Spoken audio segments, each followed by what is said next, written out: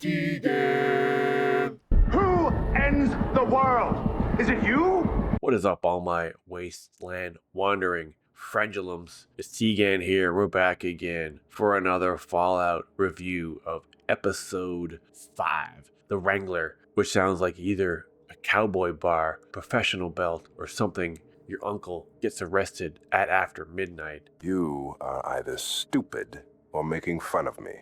As always, this episode is pure Fallout chaos, moral ambiguity, questionable leadership, people making decisions that are objectively terrible, and at least one character who absolutely should not be trusted with power, weapon, or eye contact. I have to stand over here now. Before I get any further into my review, if I could quickly ask you to take a moment to like and subscribe. It really helps a brother out and it goes a long way. So let's cue that theme music, Crack open a fresh sunset sarsaparilla, and let's mosey on in to my review of episode 5 of Fallout Season 2.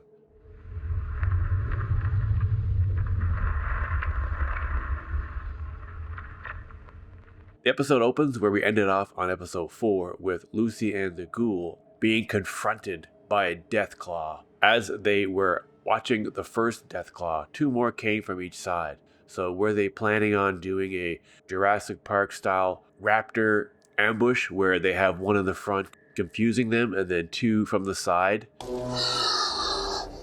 Clever girl. Deathclaws are huge, so you can't really sneak up on anybody. The digital effects on the Deathclaws are just on point. The quality of the computer effects are always been on point for this show. The Deathclaws look composited great into the world. They don't look overly digitized. There's a lot of lighting and used to make them look more real. The Ghoul and Lucy just ran away, and in the games it's kind of hard to run away from a Deathclaw. Like, it just comes at you forever.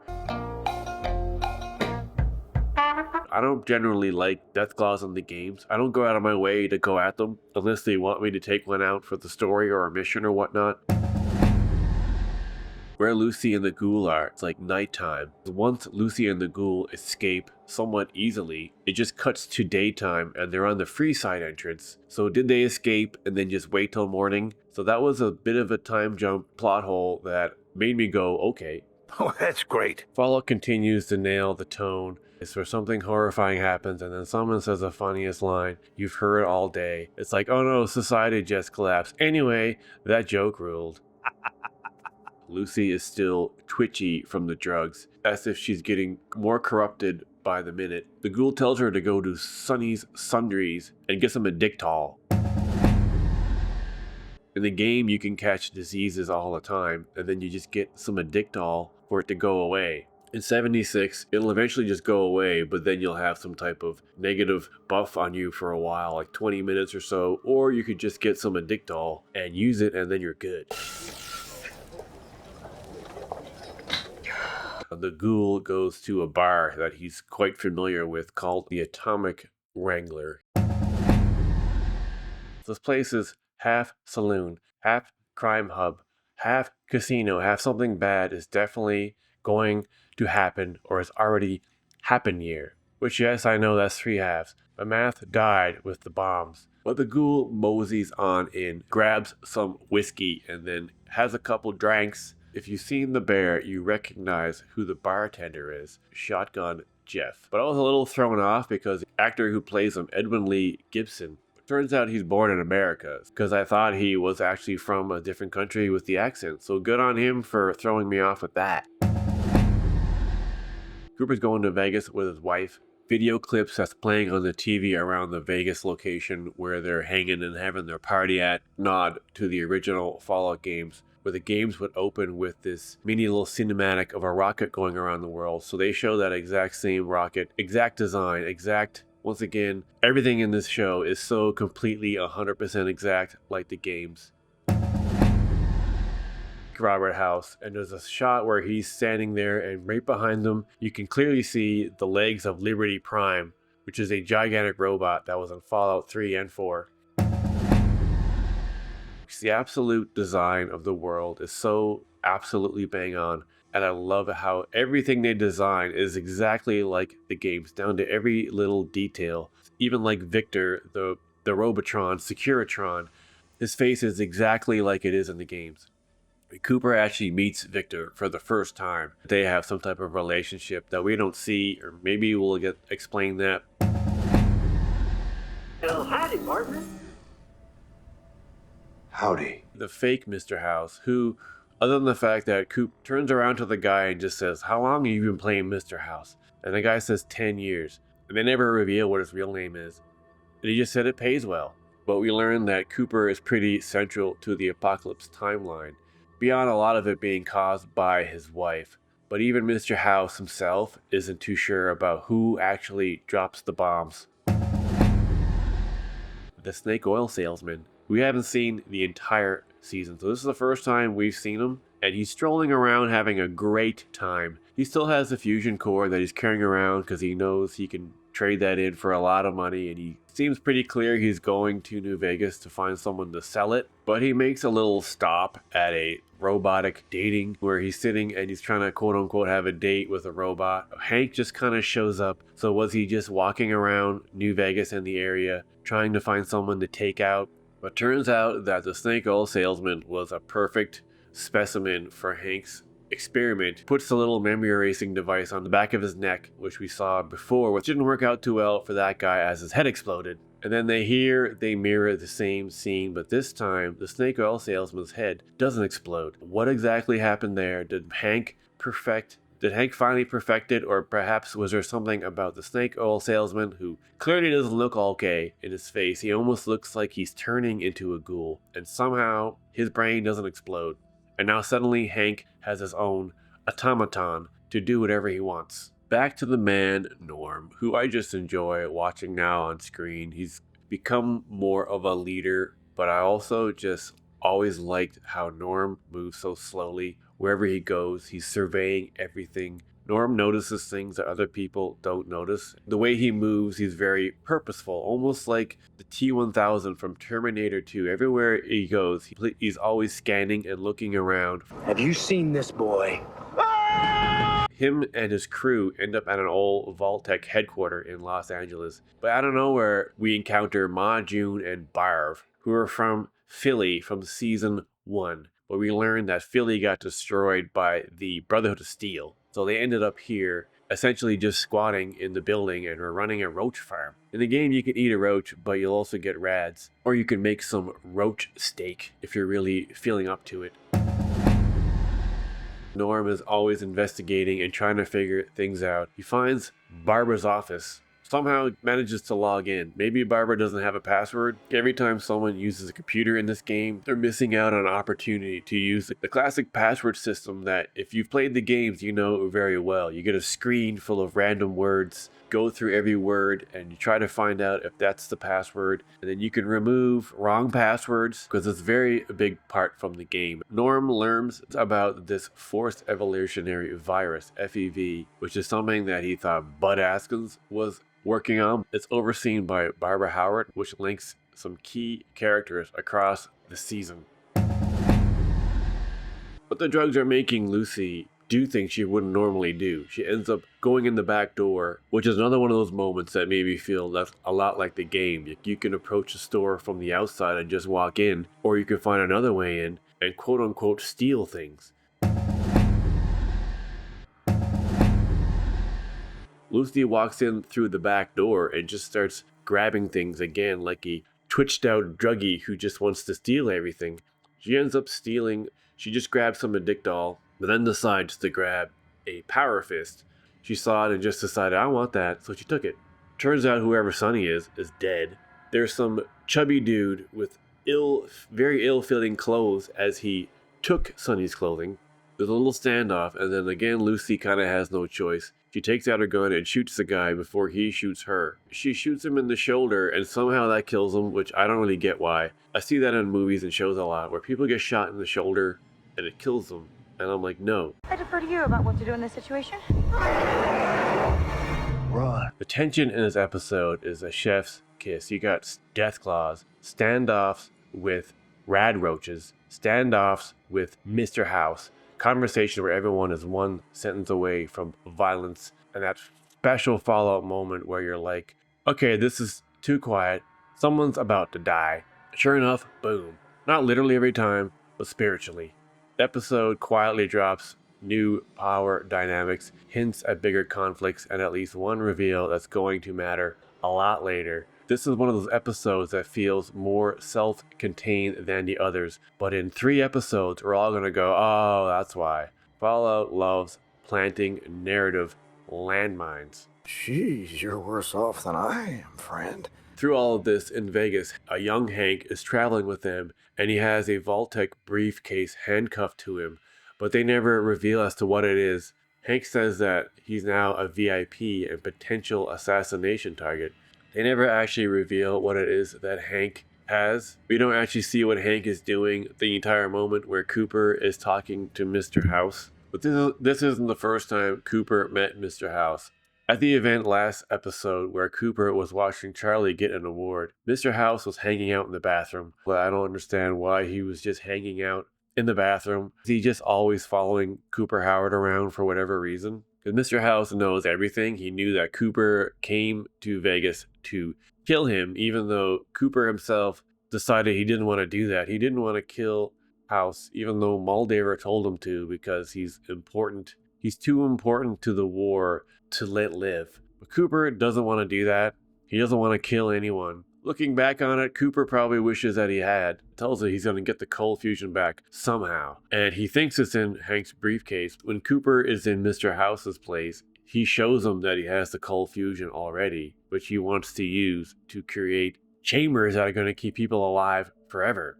During this exchange, House says that he saw the moment from last episode where Cooper was in the armor, he'd fallen over, and the Deathclaw shows up and then just kind of left and didn't kill him. But there is no explanation as to how Mr. House saw that, unless he's referring to the fact that there's cameras inside the power armor, but there's still no clear answer as to how Mr. House saw what he saw, heard the conversation that she had at the meeting. But House is actually unsure if she's the one that starts it, even after the Ghoul indicating many times that House was the one that started it. But now we're all unsure of who actually started it. I'm sure it could be revealed near the end of the season who started it, and it would be someone that we didn't expect. House says he's been running mathematical equations to predict the end of the world, with the first predicted date being revealed on Cooper's daughter's birth date, April 14th, 2065, 12 years before 2077. But House says that world events have changed that date. But House is irritated he doesn't know why, as well as not knowing who will actually drop the bombs. House speaks about potentially not being the House and saying the House always wins. Then Cooper decides to get wasted. Have a kiss? I want to ride the missile. One of the girls, Claudia, which Norm keeps talking to and looks like he kind of likes her, I'm seeing a vibe between them. But she was only there for a week, so how did they convince her to do that? Maybe they gave her some sort of incentive, like if you do this, and then when you wake up, we'll give you $100,000. So on the computer, Norm learns about FEV, the Forced Evolutionary Virus, which is an artificial virus created by pre-war Westex and NBC division. Its ability to force changes in both the genotype and phenotype of organic beings, along with the ease of modifying it for whatever purpose desired. So it was one of the most important develops in biological warfare. But what exactly does that mean? Before Norm can learn anything else, Ronnie shows up and pulls the cord out of the computer and attacks him with it. Ronnie's modus operandi is still somewhat unclear. He just seems to be kind of a diehard devotion to Vault-Tec, and anyone who goes against that, to him, is just an enemy. So he manages to strangle Norm to near death, saying that he lied to them. Norm is obviously not dead. We hear him breathe a little, but they want us to think he's dead. And that's all we see of Norm for the rest of this episode. After Lucy takes the Addictol, she projectile vomits into the street. Gives me immediate flashbacks to that hilarious scene from Team America. You know exactly what scene I'm talking about.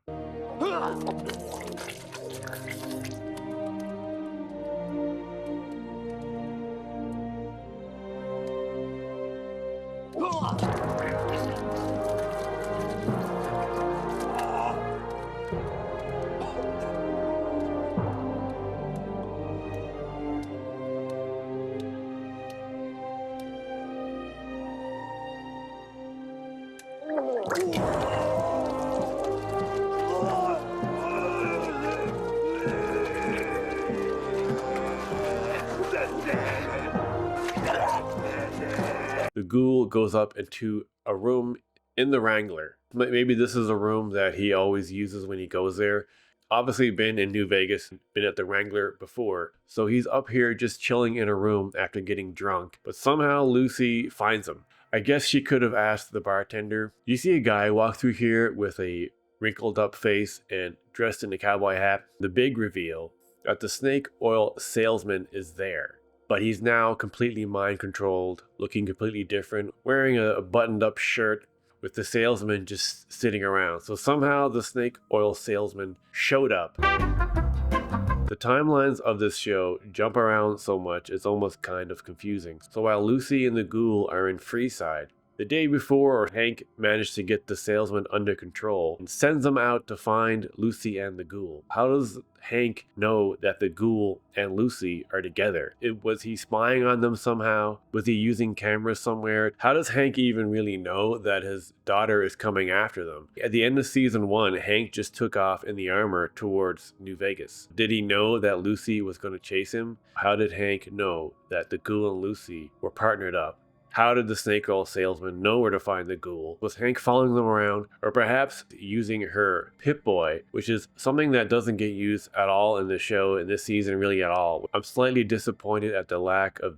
the use of some of the technology. They never used the Pip-Boy at all. They used it a little bit in season 1. But the snake oil salesman just straight up says that your dad wants you to come to Vault-Tec. And he tells him that Hank is safe and out of reach in an underground facility, which is a lie. Lucy tries to tell him just to take him to your father to serve out the justice she keeps talking about. Was this something that the Ghoul already knew or suspected, or did the snake oil salesman drop that news on him just then before Lucy came into the room? But we learn that Barb and Janie are both safe in cryostasis in the same facility, that he's willing to make a deal. If Lucy is taken back to Vault 33, Hank will not kill Barb and Janie. So he's straight up just again being a monster, threatening to kill the Ghoul's wife and daughter after spending 200 years trying to find his family. How did the Ghoul not already figure this out somehow? Did he take 150 years off of investigating? It was like, I'm not going to find them. What do I do? Lucy keeps trying to find some more information, but the salesman just keeps saying that